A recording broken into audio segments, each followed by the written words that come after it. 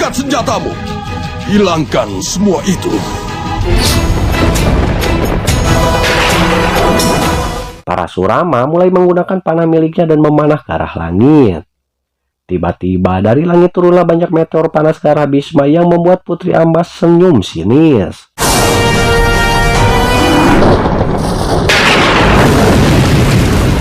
Dengan santai, Bhisma memanah meteor tersebut sampai semuanya hancur dan menjadi hujan bunga.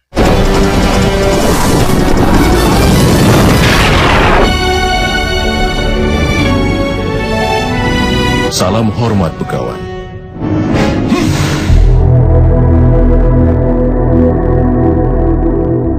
Parasurama mulai mengeluarkan pedangnya untuk menghajar Bhisma. Tak tinggal diam, kini Bhisma pun mulai melayani gurunya dengan ikut mengeluarkan pedang.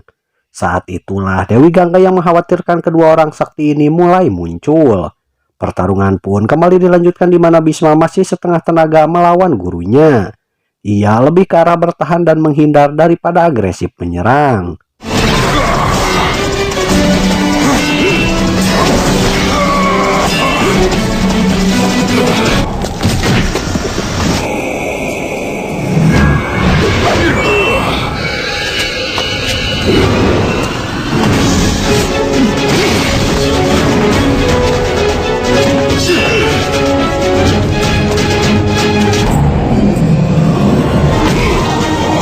Kini Parasurama keluarkan senjata andalannya yaitu kapak angkasa.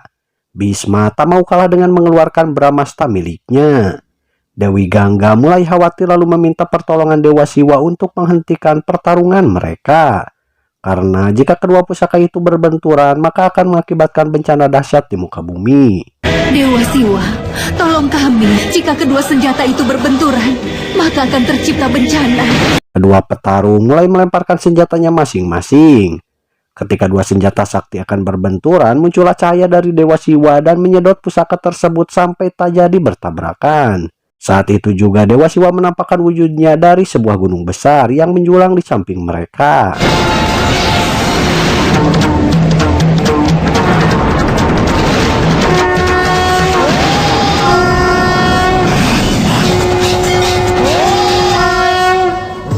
Dewa Siwa menyuruh Parasurama menghentikan pertarungan karena Bhisma telah melewati ujiannya. Dan jika dilanjutkan, maka alam semesta akan hancur. Maka seluruh alam semesta akan hancur. Putri Amba yang belum puas mulai protes karena ia belum mendapatkan keadilannya.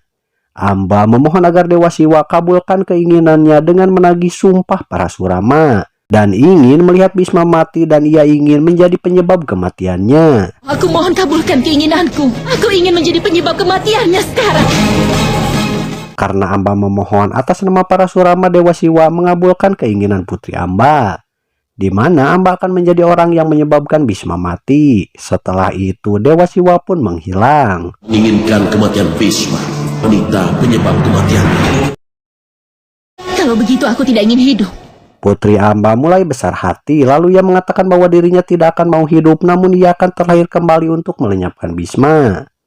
Bhisma meminta agar Amba membersihkan hatinya karena jika waktunya tiba maka ia tidak akan melawan pada Amba. Putri Amba tidak mau mendengar nasihat Bhisma karena jika nanti ia terlahir kembali maka dirinya akan membuat Bhisma tidak nyaman hidup. Dan ketika Bhisma mulai menua maka Amba akan membuat Bhisma mati. Karena kau yang telah menghancurkan hidupku, kau akan terus berlari. Harus lari seumur hidupmu. Maka aku akan datang. 25 tahun kemudian Raja Pancala merasa sangat bahagia karena kini Pangeran Drupada memiliki seorang putri yang ia beri nama Sri Kandi. Raja Pancala meyakini bahwa anak ini akan menjadi anak yang akan menyebabkan Bhisma mati sebagai balasan karena dulu Bhisma telah mempermalukannya di dalam kerajaannya sendiri. Agar anak perempuan itu menjadi penyebab kematian Bhisma. Seorang anak perempuan telah lahir, ayah. Keinginanku telah terpenuhi, Drupada. Ini akan membalaskan dendam kita. Akan diberi nama Sri Kandi. Anak itu akan sangat berhasil dalam menjalankan. Raja Pancala berjanji akan meracuni Sri Kandi agar membenci Bhisma dan ia yakin suatu saat Bhisma akan mati di tangan Sri Kandi. Aku sangat yakin sekali. Pasti akan menjadi penyebab kematian Bhisma. Maka ini menjadi tujuan utama dari Sri Kandi. Beralih ke kerajaan Gandhara di mana terlihat seorang putri bernama Gandhari sedang ngaringkuk di atas ranjang. Gandhari merupakan putri yang sangat takut akan kegelapan. Malam itu, semua lampu di kamarnya tiba-tiba padam dan hal ini membuat sang putri histeris memanggil-manggil kepala pelayan yang bernama Sukda.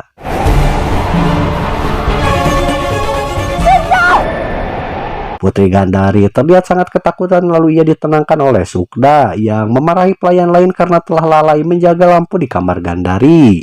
Aku mohon tenanglah. Lalu kenapa semua lampu bisa padam?